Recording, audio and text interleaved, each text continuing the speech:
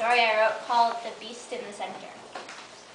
An eruption of emotion hit Harvey like 100 tons of water, similar to the time his older brother had wrapped a pair of damp fingers around his quivering, sunburned shoulders and shoved him forcefully under the stimulated waterfall at some generic water park his mother had taken them to. One summer, on a rare family bonding attempt.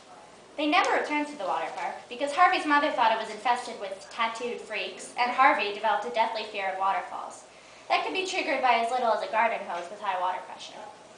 The storm of emotion hit him as a reaction to the current situation he was in, that being the fact that he was on the ground. The act of being on the ground is certainly a commonplace one for most folks, but not for Harvey, who had discovered that as opposed to a fear of heights, he possessed a fear of the lack of them. Gravity, he concluded, was not his friend.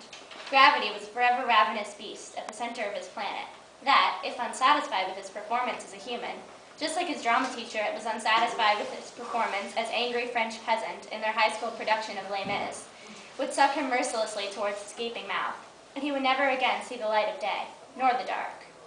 To Harvey, the logical reaction to this most likely rational fear was to remain elevated, morning to night, in sickness and in health. Harvey managed this pretty well, for a raving lunatic. He mastered the unicycle and the stilts, installed bunk beds, although he lived alone, anything to remain free from gravity's merciless clutches. And now here he was, foot to floor, all his efforts tossed to the wind. He could feel the intense pressure pulling and tugging at the soles of his feet, a non-physical manifestation of the beast.